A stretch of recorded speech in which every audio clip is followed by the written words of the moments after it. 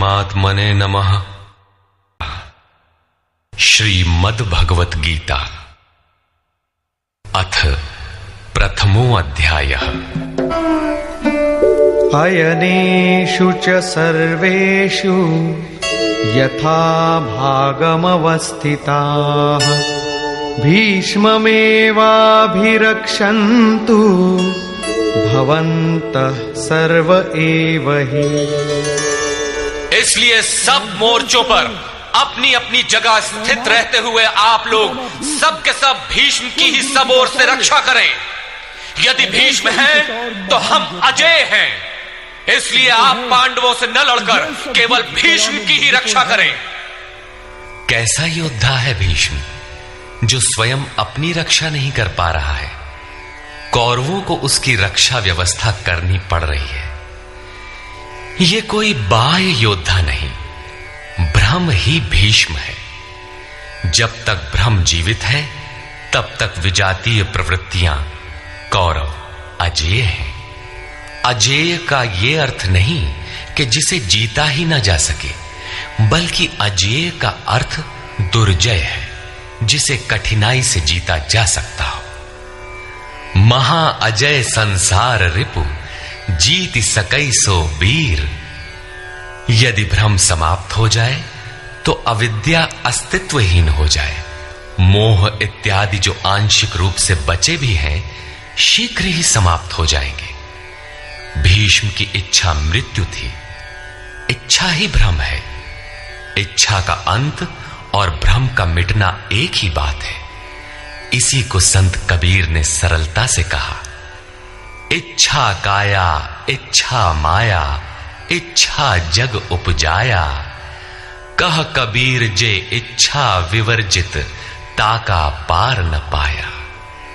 जहां भ्रम नहीं होता वो अपार और अव्यक्त है।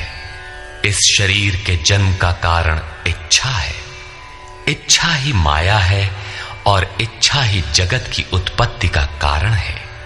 सो कामयत तदैक्षत बहुश्याम प्रजायेय इति।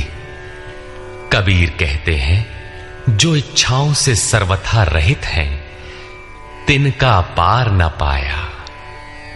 वे अपार अनंत असीम तत्व में प्रवेश पा जाते हैं। यो कामो निष्काम आप्त काम आत्म कामो न तस्य प्राणा उत्क्रामंति ब्रह्म व सन ब्रह्माप्येति। जो कामनाओं से रहित आत्मा में स्थिर आत्म स्वरूप है, उसका कभी पतन नहीं होता। वो ब्रह्म के साथ एक हो जाता है। आरंभ में इच्छाएं अनंत होती हैं और अंततो गत्वा परमात्म प्राप्ति की इच्छा शेष रहती है। जब ये इच्छा भी पूरी हो जाती है तब इच्छा भी मिट जाती है। यदि उससे भी बड़ी कोई वस्तु होती तो आप उसकी इच्छा अवश्य करते। जब उससे आगे कोई वस्तु है ही नहीं तो इच्छा किसकी होगी। जब प्राप्त होने योग्य कोई वस्तु अप्राप्त न रह जाए तो इच्छा भी समूल नष्ट हो जाती है और इच्छा के मिटते ही भ्रम का सर्वथा अंत हो जाता है। यही भीष्म की इच्छा मृत्यु है। भीम द्वारा रक्षित इन लोगों की सेना जीतने में सुगम है। भाव रूपी भीम भावे विद्यते देवः। भाव में वो क्षमता है कि अविदित परमात्मा भी विदित हो जाता है। भाववस्य भगवान सुख निधान करुणा अयन। श्री कृष्ण ने इसे श्रद्धा कहकर संबोधित किया है। भाव में वो क्षमता है कि भगवान को भी वश में कर लेता है। भाव से ही संपूर्ण पुण्यमयी प्रवृत्ति का विकास है।